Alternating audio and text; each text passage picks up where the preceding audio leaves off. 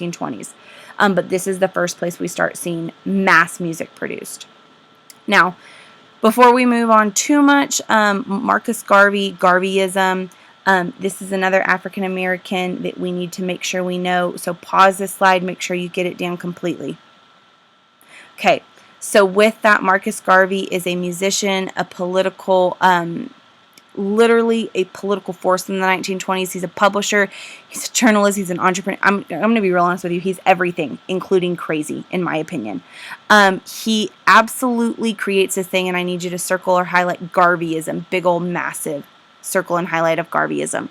And with that, he's going to promote something called Black nationalism or Pan-Africanism movements, the Back to Africa movement. Things are not great for African Americans still. We obviously still have the Martin Luther King, the Civil Rights Movement. Things have gotten better, and while they did migrate up to Harlem and up to the north, things are not perfect though.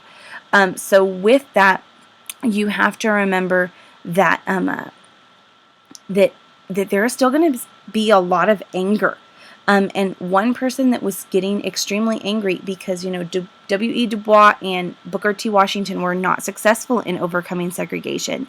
And so a lot of these people are going to not only artistically, like in the Harlem Renaissance, kind of sing about their blues, their stuff like that, but there's also going to be a political movement as well, and Marcus Garvey is going to be part of it. He creates the UNIA, circle or underline it, Universal Negro Improvement Association, kind of like the NAACP with Du Bois, but it's dedicated to racial pride. I need you to underline that. Economic self-sufficiency, took a little bit of Booker T's book right there, and the formation of an independent Black African nation. Main influence was urban Black population. So this is going to be a very, very distinct section of the African American culture that Marcus Garvey will lead.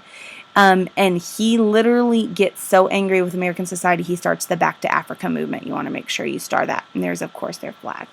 So Marcus Garvey, you need to know about him. He's a little bit crazy. I'm not going to lie to you. Well, look at that hat. I mean, that says it all. Okay.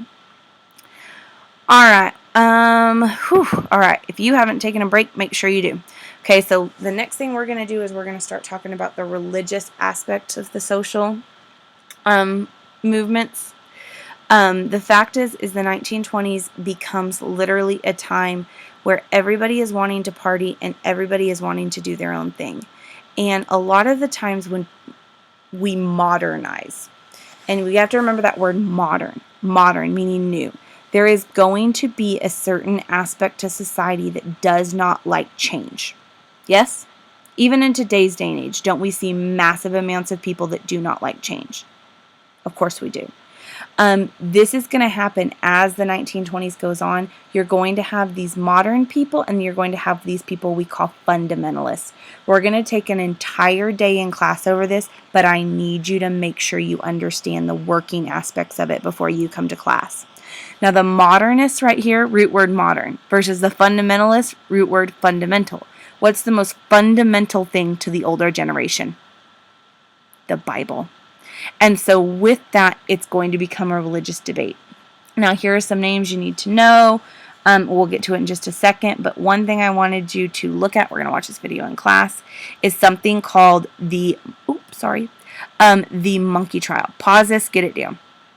All right, so with this, fundamentalism rejected ideas that implied human moral behavior comes from society and nature, not God. Now, with that, fundamentalism rejected that idea that society creates us. It says, you came from God. God literally has the word. His word is the Bible. And you should read his word and do only what his word says. So these fundamentalists are, I would even put old school out beside here. Okay? These people rejected things like Darwin's theory of evolution. We all know who Charles Darwin is, right? We talked a lot about social Darwinism, but we literally didn't, we did talk about the theory of evolution, but this idea that humans developed from lower forms of life and then kind of evolved into what we are today. Does anybody know what actually Darwin said that we evolved from? Well, the theory of evolution, I'm sorry, so we evolved from a monkey. And literally this debate is going to come to the head in this Scopes trial. I'm going to tell you about in just a second. And with that, actually, it's called the monkey trial, because that's one of the things that they say is that, we evolved from monkeys. Now, with this, fundamentalism also believed in creationism, God created the world, that kind of stuff. So, a fundamentalism rejects ideas that behavior comes from society. They say it comes from God. A fundamentalist rejects Darwin's theory of evolution, and a fundamentalist believes in, and I want you to circle this word right here, creationism, meaning God created the world. Now, let me tell you about the monkey trial first. The monkey trial, Scopes trial. Literally, you can see here, we have some pictures, Brian's book, all this kind of stuff like that. The first conflict between, here we go, religion versus science being taught in school was in 1925 in Dayton, Tennessee. Now, here's the details. Get them down, pause it, get them down, let's talk about it. All right, so it starts like this. There's this guy named John T. Scopes. He's a biology teacher in Dayton, Tennessee, recruited to teach evolution.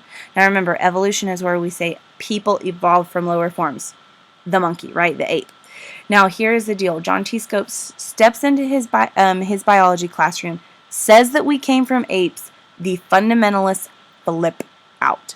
They said, oh my gosh, you can't teach our kids that they evolved from apes. You can't do that. You have to tell them what they think, and what the Bible says is that God created the world and the people in it.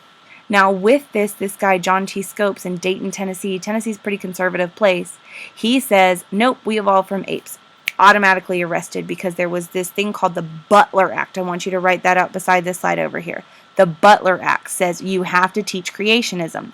Well, Scopes was sent in. They said, actually, we want you to teach evolution because we want this discussion in the newspapers. So you're going to be our guinea pig. Scopes goes in, teaches evolution, gets arrested. He literally has one of the best lawyers of the day, and you have to know the lawyers. This guy named Clarence Darrow becomes Scopes' lawyer, and then a little guy that I think you remember, William Jennings Bryan.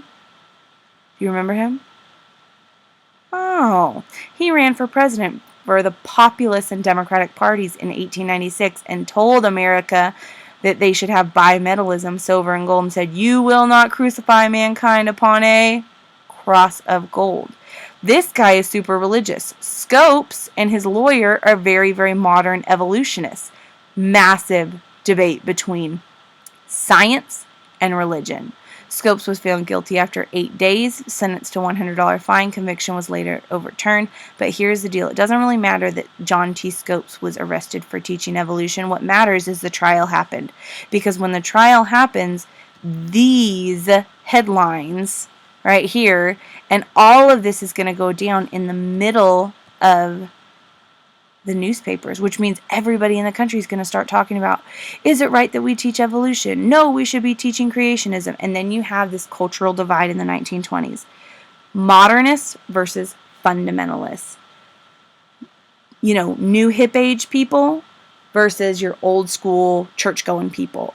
Your individual flapper women between their grandmothers who think that they should cover all parts of their body. You get what I'm saying here? There is a massive divide between these people. Here's just kind of a practice question. You want to pause it, try and get it. There you go. Okay, now there's one last aspect to this before I'm going to go ahead and take a break.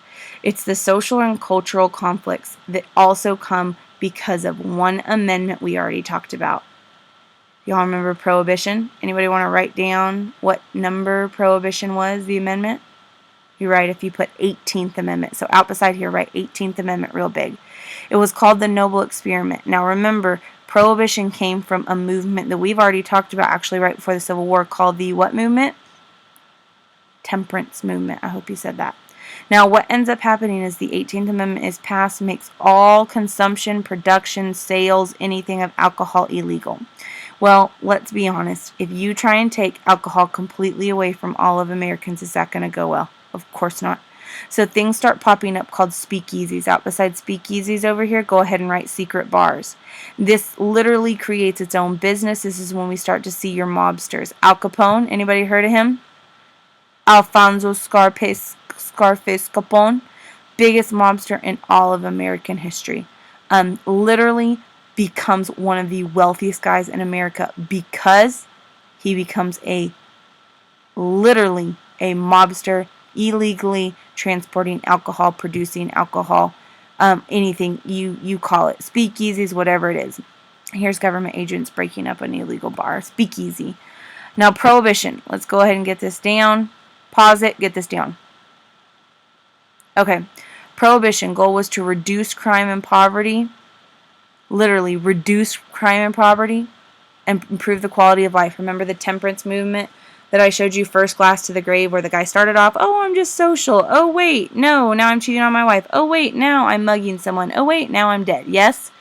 Literally, the goal of prohibition and temperance is to reduce crime and poverty and improve the quality of life by making this kind of hard to get your hands on alcohol. This noble experiment, though, was a failure. Literally, in 1920, the U.S. went what we call dry, meaning no liquor, nothing was sold. The 18th Amendment, known as the Volstead Act, make sure you highlight that. It's another way you could possibly see it on a test, prohibited the manufacture, sale, possession of alcohol in America. Prohibition lasted for 13 years. It would end in 1933 when, during the Great Depression, FDR said, yeah, y'all deserve a drink if you're living through this. So literally the 18th Amendment only really goes to the 1920s. Speakeasies, bootlegging, bathtub gin, moonshine. Ever seen that show? That kind of stuff is what we're talking about. Prohibition, noble experiment. Obviously people hated it. Here's a moonshine still. Repeal prohibition.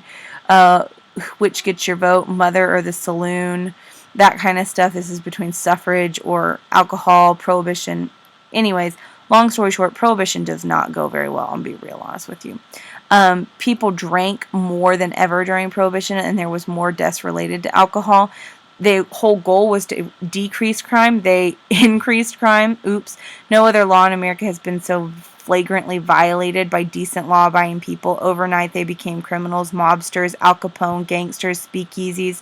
By 1925, just 5 years into Prohibition, over 100,000 speakeasies were in New York City alone. Unbelievable amounts of people breaking the law. In fact, this is awesome. There was a whiskey cellar in the White House during Prohibition. President of the United States drank, but you couldn't, according. Oh, this is hilarious. I wish it didn't have that word in it. Just bleep it out.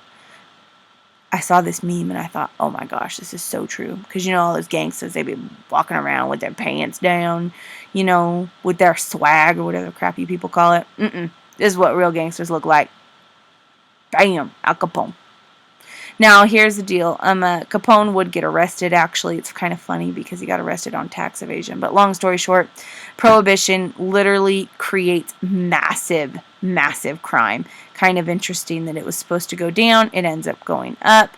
It was supposed to decrease consumption. It ended up increasing consumption. Pretty freaking crazy. So, here's a little practice question for you. Of course, it's organized crime. The mob. Al Capone.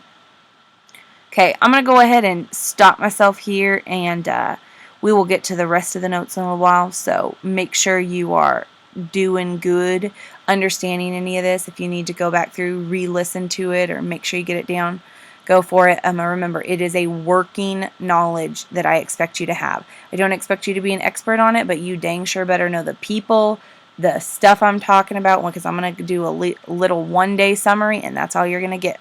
So make sure you're knowing it. I'll get to the rest of this in the next video.